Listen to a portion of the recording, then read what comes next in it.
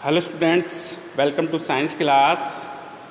Science में मैंने आपको कल चैप्टर 3 जेनेटिक्स आनुवंशिकी चैप्टर की पीडीएफ सेंड की थी। तो आज हम स्टार्ट करेंगे चैप्टर 3 आनुवंशिकी। ठीक है, इस चैप्टर में से कुल 4 अंक के प्रश्न जो है बोर्ड एग्ज़ाम में पूछे जाते हैं। 4 अंक का जो क्वेश्चन होता है वो एक ही क्वेश्चन होते हैं। एक ही क्वेश्चन में कुछ भाग दे देते हैं और वो क्वेश्चन होता है क्वेश्चन नंबर 23। ठीक है, तो चैप्टर 3 से बोर्ड एग्ज़ाम में जो है 4 अंक के प्रश्न पूछे जाते हैं।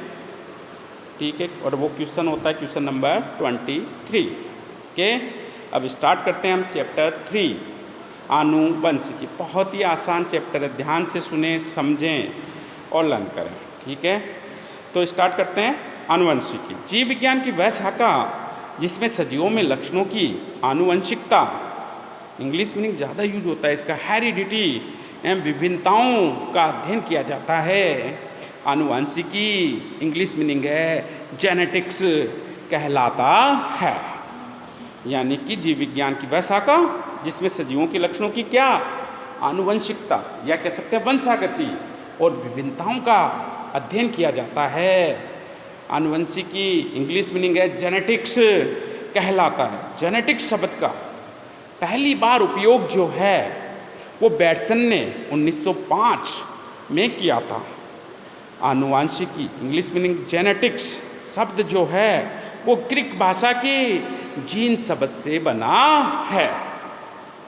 नेक्स्ट लेते हैं आनुवांशिक लक्षण या वंशानुगत लक्षण। वह लक्षण जो कि जीन के माध्यम से एक पीढ़ी से दूसरी पीढ़ी में स्थानांतरित हो जाते हैं, आनुवांशिक लक्षण कहलाते हैं। अब देखो यहाँ एक पीढ़ी कौन सी होगी, जनक पीढ़ी। दूसरी पीढ़ी कौन सी होगी, संतति पीढ़ी। तो मैं ऐसे भी कह सकता हूँ वह लक्षण जो कि जीन के माध्यम से जनक पीढ़ी से संतति पीढ़ी में स्थानांतरित हो जाते हैं, आनुवांशिक लक्षण कहलाते हैं। ठीक है, फिर है आनुवंशिकता या वंशागति। इंग्लिश मीनिंग है हेरिडिटी। आनुवांशिक लक्षणों का जनक पीढ़ी से संतति पीढ़ी में संचरण, वंशागति या हेरिडिटी। इंग्लिश मीनिंग क्या वंशागति का, हेरिडिटी कहलाता है। हेरिडिटी शब्द का प्रयोग जो है स्पेंसर ने 1863 में किया था। नेक्स्ट है लैंगिक जनन में। देखो जनन किसे कहते हैं, जीवों के द्वारा अपने समान जीव उत्पन्न करने की क्षमता जनन कहलाता है। जनन मुख्यतः 2 प्रकार का होता है, लैंगिक जनन और दूसरा अलैंगिक जनन। लैंगिक जनन में 2 जनक भाग लेते हैं, इसे द्विजनकीय जनन भी कहते हैं, जबकि अलैंगिक जनन में एक ही जनक भाग लेता है, इसे एक जनकीय जनन भी कहते हैं। तो देखो लैंगिक जनन में जीन विनिमय होता है जिसके कारण एक ही जाति के सजीवों के मध्य विभिन्नताएं उत्पन्न हो जाती है। नेक्स्ट टॉपिक है ग्रेगर जॉन मेंडल का जीवन परिचय। तो देखो ग्रेगर जॉन मेंडल का जन्म जो है वो 22 जुलाई सन 1822 में इज़ेनड्रॉफ प्रांत के सिलिसियन ग्राम में हुआ। देश का नाम ऑस्ट्रिया था, ऑस्ट्रिया का इज़ेनड्रॉफ प्रांत था, सिलिसियन ग्राम था जहाँ इनका जन्म हुआ। ठीक है, ग्रेगर जॉन मेंडल को आनुवांशिकी का जनक कहते हैं। क्वेश्चन पूछा जाता है आनुवांशिकी का जनक या कह सकते हैं पिता किसे कहा जाता है, तो आपका आंसर होगा ग्रेगर जॉन मेंडल। ठीक है, इंग्लिश मीनिंग भी दे देते हैं इसका, father of genetics. Hindi meaning आनुवांशिकी का पिता। क्लियर है, ग्रेगर जॉन मेंडल। इन्होंने उद्यान मटर वैज्ञानिक नाम पाइसम सेटाइवम पर 7 वर्ष तक संकरण प्रयोग करके जो है कुछ नियमों का प्रतिपादन किया था। अब देखो भाई मेंडल ने जो है सन 1842 में दर्शन शास्त्र में डिग्री प्राप्त की और सन 1843 में मेंडल जो है ऑस्ट्रिया के ब्रून शहर में लौट आए और ब्रून शहर के एक चर्च में पादरी बने और उसी चर्च के उद्यान में सन 1856 से लेकर सन 1863 अर्थात लगभग 7 वर्ष तक उद्यान मटर वैज्ञानिक नाम या वानस्पतिक नाम पाइसम सैटाइवम पर संकरण प्रयोग किए और इन संकरण प्रयोगों के परिणामों को सन 1865 में इन्होंने ब्रून सोसाइटी ऑफ नेचुरल हिस्ट्री के समक्ष शोध पत्र के माध्यम से प्रस्तुत किया। ब्रून सोसाइटी ऑफ नेचुरल हिस्ट्री ने सन 1866 में अपनी वार्षिक पत्रिका में पादप संकरण के प्रयोग नामक शीर्षक के अंतर्गत इनके कार्यों को प्रकाशित किया। लेकिन मेंडल जो थे वो बड़े ही दुर्भाग्यशाली थे, क्योंकि इनको इनके जीवन काल में इनके कार्यों के लिए प्रसिद्धि प्राप्त नहीं हुई। 6 जनवरी सन 1884 को चिरकाली वृक्षोत रोग के कारण इनकी मृत्यु हो गई। अब देखो मेंडलवाद किसे कहते हैं। मेंडल ने उद्यान मटर पर संकरण प्रयोग करके कुछ नियमों का प्रतिपादन किया, जिन्हें मेंडल के वंशागति के नियम या मेंडलवाद कहा जाता है। मेंडल की सफलता के कारण, भाई मेंडल इतने सफल हुए उसके क्या कारण थे, तो मेंडल की सफलता के निम्न कारण थे। नंबर 1, मेंडल ने एक समय में एक ही लक्षण की वंशागति का अध्ययन किया। नंबर 2, मेंडल ने अपने प्रयोगों के आंकड़ों का संख्यात्मक विश्लेषण किया। नंबर 3, मेंडल ने अपने प्रयोगों के लिए मटर के पादप का चयन किया, अर्थात शुद्ध पादप का चयन किया। नेक्स्ट है मेंडल द्वारा मटर के पौधे के चयन के कारण। भाई क्या कारण था कि मेंडल ने अपने प्रयोगों के लिए मटर के पादप का ही चयन किया। तो मेंडल ने मटर के पौधे का चयन किया जिसके निम्न कारण थे। नंबर 1, मटर का पौधा 1 वर्षीय होता है, अतः कम समय में इसकी कई पीढ़ियों का अध्ययन किया जा सकता है। नंबर 2, इसके पुष्प जो होते हैं वो द्विलिंगी होते हैं, अर्थात स्वपरागण जो इसमें प्राकृतिक रूप से पाया जाता है। नंबर 3, अब देखो मटर के पादप के पुष्प द्विलिंगी होते, स्वपरागण तो प्राकृतिक रूप से होता है, लेकिन आवश्यकता पड़ने पर कृत्रिम विधियों द्वारा जैसे विपुषण विधि द्वारा पर परागण भी आसानी से कराया जा सकता है। नंबर 4, मटर के पादप में लगभग कई विपर्यासी लक्षण पाए जाते हैं। नेक्स्ट है मटर के पौधे के विपर्यासी लक्षण। मेंडल ने जो है 7 सिलेक्शन तो 34 जोड़ी विपर्यासी लक्षणों का किया था, लेकिन उनमें से 7 जोड़ी विपर्यासी लक्षणों पर मेंडल ने संकरण प्रयोग किए। इन्हें हम यहाँ एक तालिका द्वारा प्रस्तुत कर रहे हैं। तो देखो तालिका में क्रम संख्या, पादप का लक्षण, प्रभावी गुण, अप्रभावी गुण, कॉलम बनाएंगे। नंबर 1 हम लेते हैं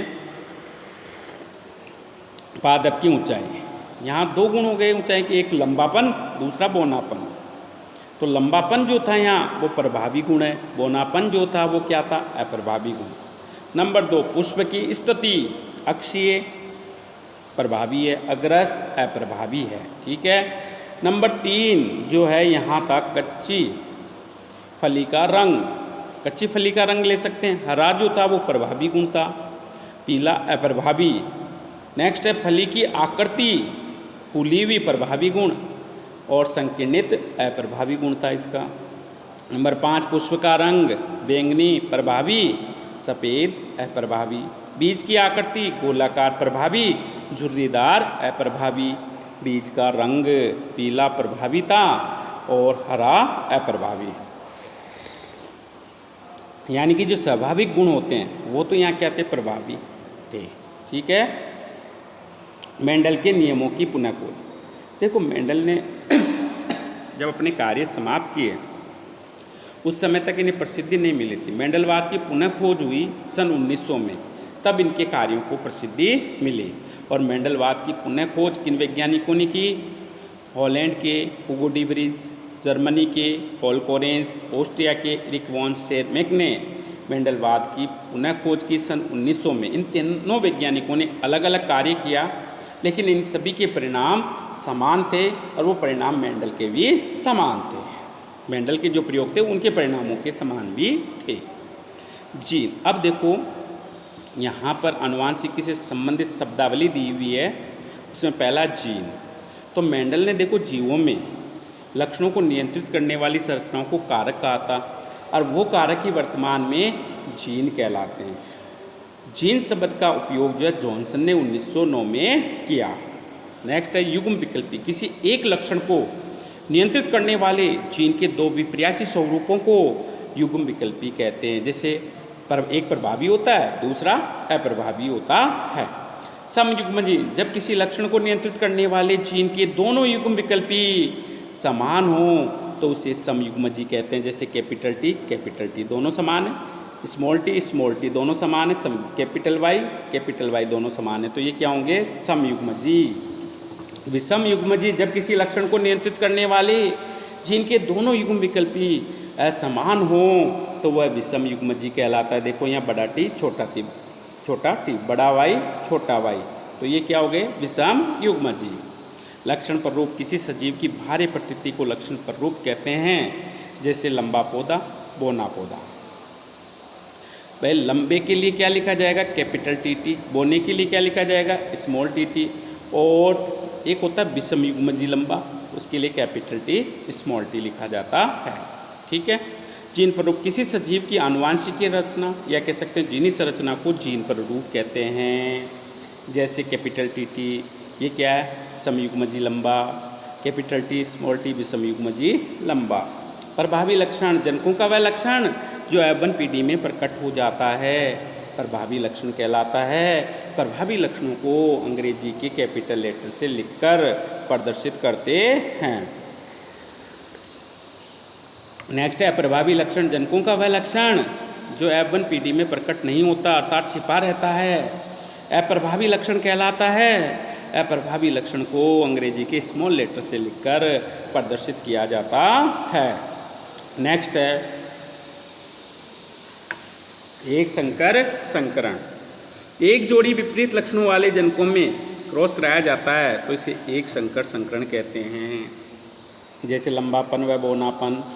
द्विसंकर संकरण, जब दो जोड़ी विपरीत लक्षणों वाले जनकों में क्रॉस कराया जाता है तो इसे द्विसंकर संकरण कहते हैं।